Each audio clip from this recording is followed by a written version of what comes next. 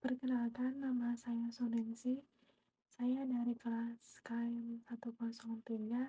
Pada kesempatan kali ini, saya ingin mempresentasikan tugas UTS mata kuliah pengantar Corporate Communication di Universitas Cyber Asia di bawah bimbingan Ibu Rosana, SS, MECOM, AMIPR, CPS dengan tema pengantar komunikasi perusahaan.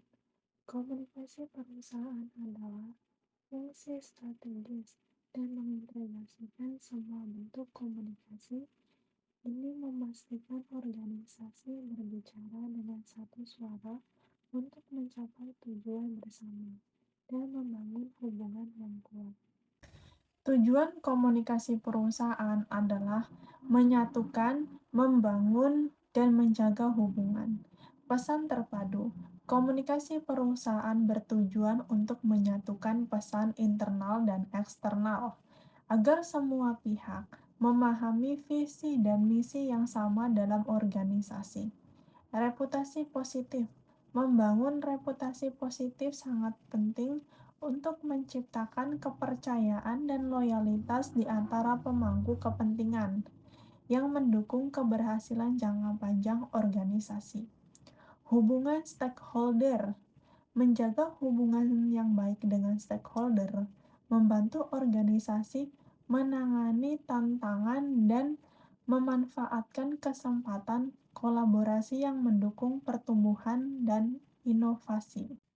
Integrasi pesan dalam komunikasi, mengharmonisasikan semua saluran komunikasi adalah kunci untuk mencapai tujuan on-voice policy, memastikan bahwa organisasi menyampaikan pesan yang konsisten dan jelas kepada semua audiens yang relevan. Manajemen reputasi dalam corporate communication. Manajemen reputasi melibatkan strategi komunikasi terencana untuk membangun dan melindungi citra organisasi yang kontribusi pada keunggulan kompetitif dalam pasar yang semakin kompetitif dan kompleks. Fungsi utama corporate communication: komunikasi internal, hubungan media, manajemen krisis. Komunikasi internal adalah alur informasi yang efektif, memungkinkan karyawan untuk terlibat dalam pengambilan keputusan dan memahami visi organisasi secara mendalam. Hubungan eksternal.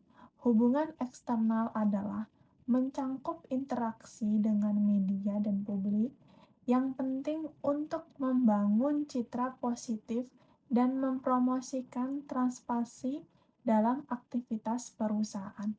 Manajemen krisis.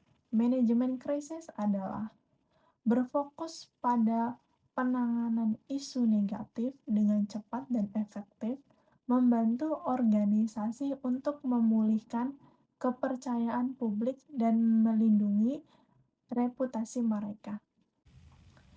Peran strategis komunikasi perusahaan. Komunikasi perusahaan berfungsi sebagai penghubung vital antara organisasi dan publik, memastikan semua pesan selaras dengan strategi bisnis untuk membangun hubungan yang kuat dan reputasi positif. Peran penasehat strategis corporate communication. Penasehat strategis memiliki tanggung jawab untuk memberikan masukan komunikasi kepada CEO dan direksi, serta memastikan bahwa informasi yang keluar dan masuk tetap konsisten dan sesuai dengan etika organisasi. Peran pembangun hubungan internal. Komunikasi perusahaan harus membangun hubungan jangka panjang dengan stakeholder. Ini melibatkan penerjemahan visi dan strategi organisasi ke dalam bahasa yang dapat dipahami oleh karyawan untuk meningkatkan keterlibatan mereka. Posisi strategis corporate communication dalam organisasi. Corporate communication berfungsi pada tingkat strategis, berperan penting dalam pengambilan keputusan utama.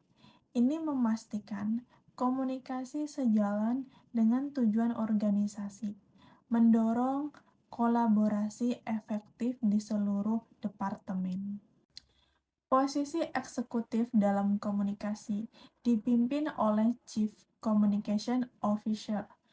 Posisi ini memiliki otoritas penting dalam pengambilan keputusan komunikasi, memastikan keselarasan antara strategi bisnis dan komunikasi organisasi. Pengintegrasian lintas fungsi menghubungkan humas HR, legal, dan pemasaran sangat penting untuk menjaga konsistensi narasi perusahaan. Hal ini memastikan semua departemen berbicara dengan satu suara dalam komunikasi internal dan eksternal. Gaya komunikasi pimpinan yang efektif. 5 gaya komunikasi yang penting bagi pimpinan adalah partisipatif, asertif, transformasional, empatik, dan terbuka. Setiap gaya dapat mempengaruhi motivasi dan kinerja karyawan secara signifikan. Gaya komunikasi partisipatif dan asertif. Gaya komunikasi partisipatif melibatkan karyawan dalam pengambilan keputusan, sementara gaya asertif menekankan ketegasan dengan kesopanan. Kedua gaya ini dapat meningkatkan motivasi dan kejelasan kerja dalam organisasi. Gaya komunikasi transformasional dan empatik. Gaya komunikasi transformasional menginspirasi dan memberi visi, sedangkan gaya empatik berfokus pada pemahaman kondisi emosional karyawan. Gaya terbuka memastikan transportasi informasi untuk mencegah rumor dan membangun kepercayaan. Hubungan yang kuat dengan pelanggan, meningkatkan loyalitas dan retensi pelanggan sangat penting dalam menciptakan hubungan jangka panjang. Dengan mengumpulkan wawasan untuk inovasi perusahaan, dapat membangun rekomendasi positif dari pelanggan yang puas. Hubungan perusahaan dengan pemerintah. Hubungan yang baik dengan pemerintah adalah penting untuk kepatuhan hukum dan izin usaha. Ini juga membantu meningkatkan keberlanjutan bisnis dan membangun kemitraan dalam program CSR serta dukungan untuk UMKM. Perbandingan identitas, citra, dan reputasi. Identitas perusahaan adalah mencangkup elemen-elemen seperti logo dan nilai, sedangkan citra adalah persepsi publik saat ini. Reputasi terbentuk dari penilaian jangka panjang atas konsistensi dan kredibilitas perusahaan. Penyelesaian konflik di perusahaan.